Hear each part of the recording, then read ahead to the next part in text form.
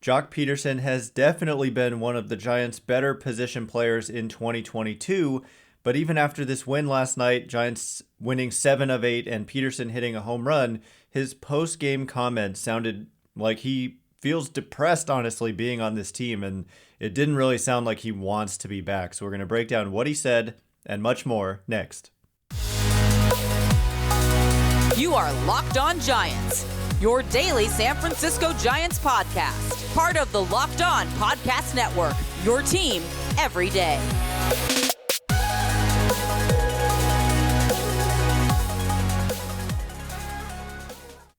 Hello and welcome to Locked On Giants, part of the Locked On Podcast Network, where it's your team every day. My name is Ben Kaspick, and on this show we provide daily episodes Monday through Friday, talking about the San Francisco Giants in a way that's data-driven and rational, but also simple, passionate, and accessible to all. I'm a former contributor for the baseball statistics and analysis websites Beyond the Box Score and Rotographs. I've been podcasting about the Giants since 2015, and I'm a lifelong fan. Thanks for making Locked On Giants your first listen every day. We're free and available wherever you get podcasts. And coming up on today's show, we've got a lot to get into. I want to discuss Joc Pederson, these post-game comments, seemingly giving a little bit of a clue as to his mental state as this season winds down and he gets ready to reach free agency again. We're also going to revisit the J.D. Davis, Darin Ruf trade, which has so far been extremely one-sided in favor of the Giants. And also we're going to get into how MLB.com and the app is incorrectly saying the Giants are eliminated and why that ticks me off to no end. But first, I want to get into Joc Pederson. So like I said, he's undoubtedly been one of the Giants' better position players this season. We've talked about this a lot, but what he does is he hits, and he specifically hits right-handed pitching really well, but he doesn't provide a lot of defensive value, isn't a great runner either. He has hit lefties decently this year, but has a long track record of not hitting left-handed pitching. So that's what he is. He's like a good platoon player.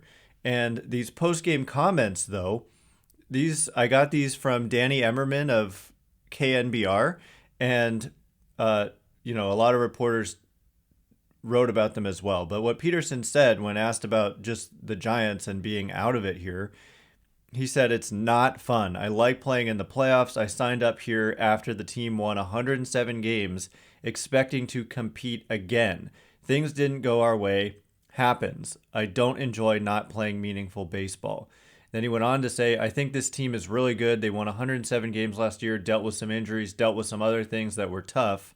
But this is for sure a playoff team, and I think it was more of a fluke year." So then Emerson says, but when asked point blank if he wants to return to San Francisco, he said the following, quote, "It's a really cool organization. I've played for 4 really awesome organizations. I don't know. I guess we'll see what happens in the offseason. It's been nice," Pederson said of playing close to home, per Emmerman.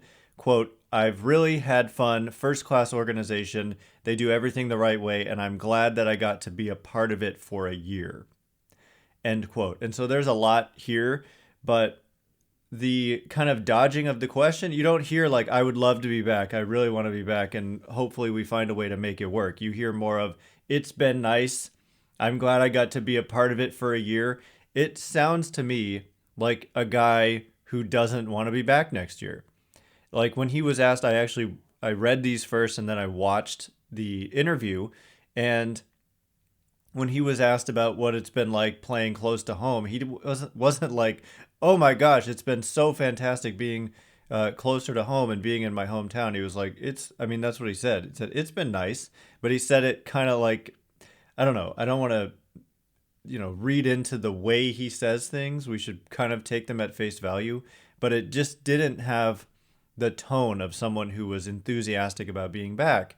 And it's, his depression is our depression, because what he's talking about is the disappointment of this team, and just the vibe around this team all year long was never like really fun and something that players would want to come back to necessarily. Like I felt the same way about Carlos Rodon. Just all year long, this team has not really had a ton of fun. And we talked a lot early on in the year about how you look around the league and you look at certain teams I don't know. I've given the example of the Toronto Blue Jays. They've got a lot of young talent, and those young talented players kind of provide that energy for your team. And the Giants being an older team and also having a lot of guys on shorter term deals like Joc Pederson, like Carlos Rodon, they haven't kind of had the time to build up that chemistry as a group together. It's just kind of like random pieces here and there, and then there's no core of like young talent. There's no core period. Like the core players are guys who struggled, like the Crawfords and Evan Longorias and Brandon Belts of the world. And some of your best players like Pederson and Rodon being much more valuable because of what I said about Pederson. Good at his one thing, but not so good in other facets of the game. But when some of your better players are just kind of 1 year guys, I don't know. Last year, it was a kind of similar roster construction. They did have Posey and what he did on the field and what he did off the field. And they had, career years out of Crawford and Belt. And so it was a lot of the same group. It just kind of goes to show you that the group dynamics of a baseball team can, it's a fragile thing. And it's something that you can't always kind of put your finger on how it's going to play out. It's a complex, dynamic thing. The dynamics of a group of individuals who spend so much time together. Since day one of spring training, these guys are together every single day for like 7-8 months out of the year. They travel together. They're on the road together. They're on planes together. They're just together all the time. And I don't know, from the outside looking in, it just didn't seem. And Pederson, like he has been a part of really good teams every year. And he's used to that. He's used to them having fun, gelling, and getting to the playoffs and having success together. So I don't know. On the one hand, it was like painful to watch this and to listen to this. But on the other hand, it's not like we're talking about a superstar player who's dropping hints that he's going to be out the door. This is someone, if he doesn't want to be here, I wish him luck. Like it's not paramount to the Giants that they bring him back. Like his production is replaceable. He's a quality player, but look, there's a reason he ended up signing a 1-year, $6 million deal late in the offseason. He wasn't exactly in high demand. And so while I think he could be a nice part of the Giants moving forward, he shouldn't be like the key, most important guy on your roster. And so if he wants to leave, so be it. They should be able to be okay without him. They have a lot of work to do in the offseason, whether or not they bring him back. So that's kind of my thoughts on that subject. But coming up in just a minute, here's a guy who very likely will be back next year because he's under team control. It's not a situation like Pederson who can just walk out the door. J.D. Davis. And all this guy has done, really, since coming over to the Giants has hit. So we're going to revisit the J.D. Davis trade and how players like Ruf have performed and Davis since. But first, guys, we all know that confidence can take you far in life. That's especially true in the bedroom, especially when it's time to step up to the plate. That's where Blue Chew comes in. Blue Chew is a unique online service that delivers the same active ingredients as Viagra and Cialis in a chewable tablet and at a fraction of the cost. You can take them anytime, day or night, so you can plan ahead or be ready whenever the opportunity arises. The process is simple. Sign up at bluechew.com, consult with one of their licensed medical providers, and once you're approved, you'll receive your prescription within days. The best part, it's all online, so no visits to the doctor's office, no awkward conversations, and no waiting in line at the pharmacy. Blue Chew's tablets are made in the United States and prepared and shipped direct to your door in a discreet package. So if you could benefit from extra confidence when it's time to perform, chew it and do it. We've got a special offer for our listeners as well. Try Blue Chew free when you use our promo code LOCKEDON at checkout. Just pay the $5 shipping. That's bluechew.com, promo code LOCKEDON to receive your first month free. Visit bluechew.com for more details and important safety information, and we thank Blue Chew for sponsoring the podcast. All right, as promised, we are going to revisit the fateful J.D. Davis trade, which, at the time looked like a pretty nice move for the Giants. It was kind of a weird, random, small move that they made, but getting out from underneath the commitment that they made to Darin Ruf. I hate to say it. And also, though, getting J.D. Davis, who, as we said at the time, and it's proved to be the case, was just kind of a younger and more versatile version of Darin Ruf. And they also got 3 prospects in return, including Thomas Zapucki, who's quietly done a pretty nice job for the Giants. And so the sad reality of the situation for Darin Ruf is that it really hasn't gone well in New York. He's played in 29 games, just 74 plate appearances, so averaging just over 2 plate appearances per game played. So this is what J.D. Davis was saying his role was in New York. It looks like they just subbed in Darin Ruf in that same role, which is that he's platooning very strictly. And that's the thing about the Giants. It was funny. Rich Aurelia on the postgame show a couple days ago said to J.D. Davis, like, in New York, they've got their starting 8 and it's set. And here in San Francisco, it's like nowhere else and all these platoons. And how do you adjust to that? And J.D. Davis was like, I'm sorry to correct you, Richie, but that's not true. Like in New York, I was being more strictly platooned than I am here. So this is one of those things this is kind of me going on a semi-tangent. We tend to think that, I don't know, like a lot of teams do platoons, and including the Mets, and J.D. Davis was in a worse platoon situation there than he is here. And so, no, the Giants aren't just like the most unusual team out there. A lot of teams platoon. Maybe the Giants do it more than other teams, but plenty of teams do it at certain spots in their order. And for Ruf, anyway, that's the role he's been in, and unfortunately, it has not gone well at all. He's hit 152 with a 216 on base and 197 slugging.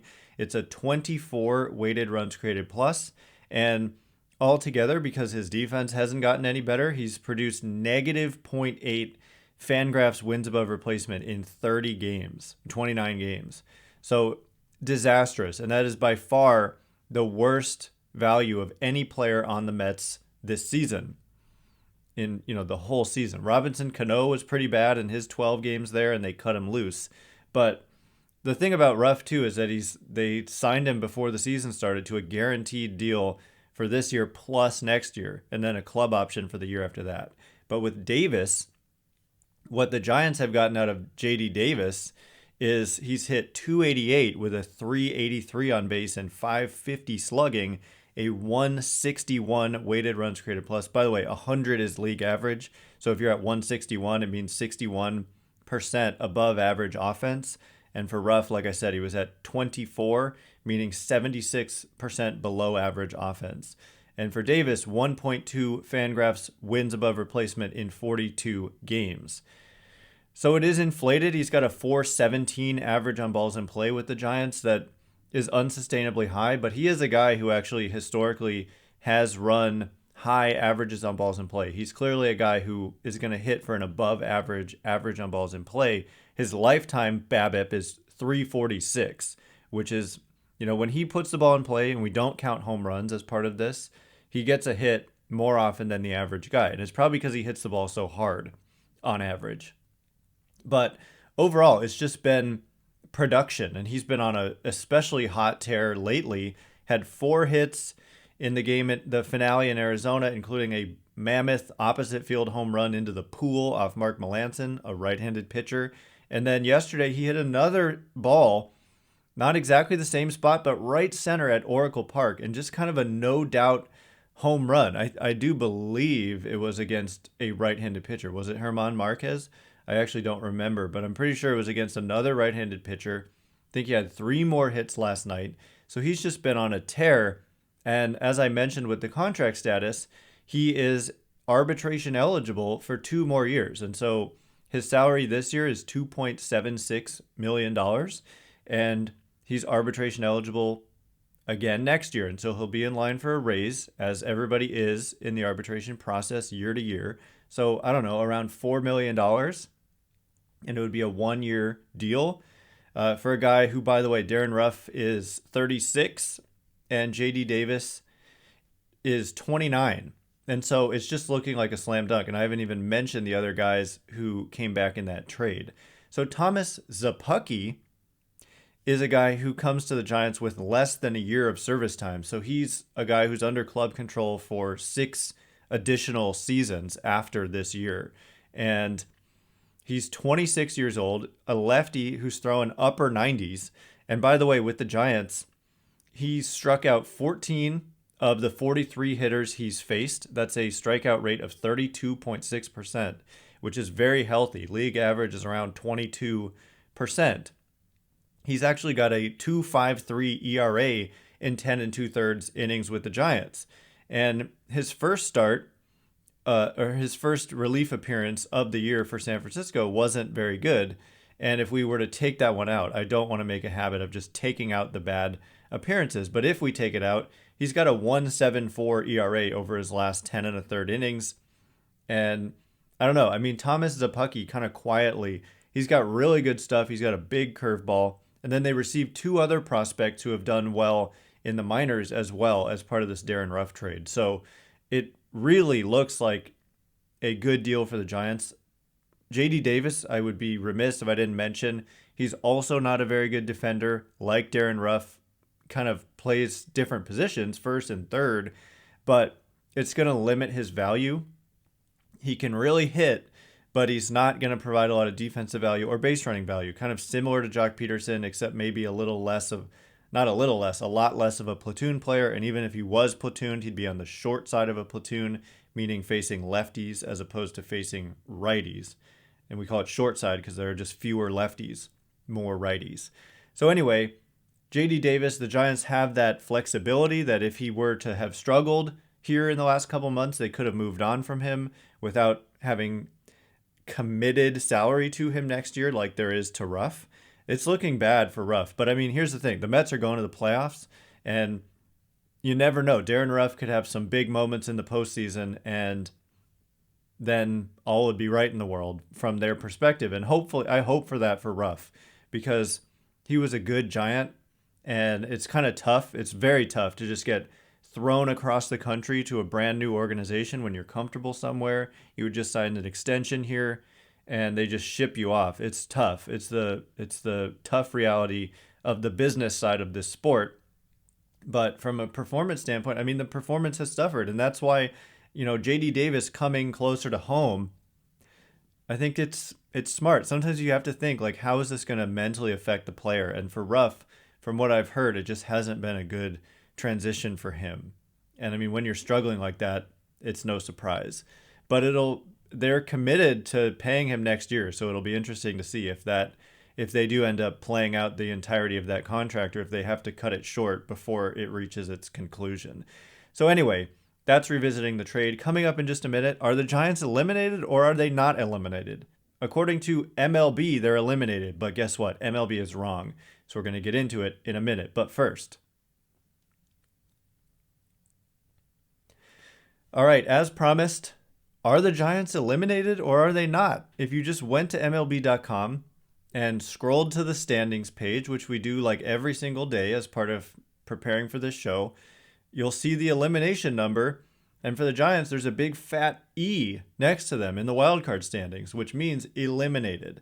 And as such, you've got, Fox Sports tweeting out this morning, the Giants have officially been eliminated from postseason contention. Okay, so this just ticks me off to no end because for a number of reasons. Number one, you just can't be wrong, MLB. You can't just display the incorrect elimination status on your website. It doesn't really matter as it pertains to the Giants, although, look, it stinks enough getting eliminated. At least you could do them the courtesy of not saying they're eliminated until they actually are. But as it pertains to other teams, like they have the Brewers wrong too. There's some kind of glitch going on because it was correct yesterday or going into yesterday. But then the Brewers had an elimination number of 9 going into yesterday. And then after yesterday's games, it went down to 5, which just can't happen. There was no double headers played or anything. So it should be actually at 8. I don't know. They just cut off 3 more than they needed to. And the Giants were at 2, and yet they won and the Phillies lost. And it should have stayed at 2. So the actual elimination number for the Giants is 2, meaning a number of things. They can't lose 2 more games, first and foremost. They must go 6-1 or better, or do they have 8 games left? 7-1 or better, or else they're eliminated. But also it matters what the teams ahead of them are doing. The Phillies and the Brewers are both ahead of them but haven't clinched. And so they need basically the Phillies and Brewers to lose pretty much every game, which is extremely unlikely. And it's why it ultimately isn't that impactful that it's incorrectly displaying this information. But it's wrong about the Brewers. And my goodness, could this lead to some real confusion if people aren't on top of it? And it just strikes me as very wrong when you're the primary source of this information for most people, including evidently Fox Sports, who doesn't do any fact checking before they tweet out that you're officially eliminated. It's not hard to figure out that you're not eliminated. The easiest way to do this is to look at how many games can the Giants win if they don't lose again. And the answer is 84, right? 84 and 78. I was looking at the wrong team. 84 wins, 8 more games, and they have 76 now. So 84 is the most they can win. And the Phillies have 83, and the Brewers have 82. The Padres have 86, and so the Giants can't catch the Padres. It's mathematically impossible. But they can not only catch, but pass the Phillies. And so the reality of the new rules actually is that in the event of ties, you don't play a tiebreaker game. It goes to a tiebreaker formula. There's no extra game. And so if the Giants were to somehow end up tying the Phillies, say, the Giants would actually win that tiebreaker because they had a better head-to-head record with the Phillies this year. The Giants won the season series against Philadelphia. They also won the season series against the Brewers, the other team that's ahead of them but hasn't clinched. And so if the Brewers end up with 84 wins, or if the Brewers and Giants end up tied and it's to determine who were to get in, the Giants would actually win that as well. And so anyway, Philadelphia just needs to get to 85, or the Brewers need to get to 85, and the Giants would be eliminated. And that's only if the Giants don't lose again. So if the Giants lose, then Philadelphia only needs to get to 84, or the Brewers need to get to 84 if the Giants lose 1. So anyway, none of this is at all likely enough to warrant talking about it, and I wouldn't even be talking about it, about the Giants' chances of surviving this period here if these numbers weren't wrong. But what gets me is the Brewers' elimination number is listed as 5, but it's not. So imagine if that gets to 0. When you start to get closer to the end of the season, let's say there's 3 games left and this elimination number is showing as 0, there's the potential for real confusion among fans, among reporters who are then going to confuse fans if the reporters get it wrong. And how about the teams themselves? I would really hope that the teams themselves would be give the players a heads up. You're not about to clinch, even though MLB.com is saying that you are. I just think as the primary source for this information, you can't be wrong. And it just seems like nobody's doing anything about it. This has been wrong since last night. I haven't seen MLB put out a tweet or anything that we have this information wrong. You've got major news sources like Fox Sports saying the Giants have been officially eliminated when it's not true. And why it matters is because the truth and facts matter. And it just irritates me to no end, especially that it'd be one thing if it was a technical error and they were like, hey, we've got this wrong, we're trying to fix it. But it just seems like, oh, hey, not really paying attention here. And the Giants are, I guess, eliminated, and the Brewers are about to be too, even though that's not necessarily true. So, yeah, the Giants' elimination number is 2, not 0. So, yeah. Anyway, that is all the time we have for today. Thanks again for making Locked On Giants your first listen every day. Now make your second listen the Locked On MLB podcast. MLB expert Paul Francis Sullivan brings humor, passion, and unique perspective on every team and the biggest stories around the league. Follow the #1 daily league-wide podcast, Locked On MLB, on the Odyssey app, YouTube, and wherever you get podcasts. Once again, my name is Ben Kaspick. Check me out on Twitter, @BenKaspick, Kaspick. If you like this show, please consider rating it or leaving a review, hitting thumbs up, whatever you can do. Thank you so much. Really appreciate it. Anyway, can't wait to be with you again tomorrow. Thanks again for listening. You are now Locked On Giants.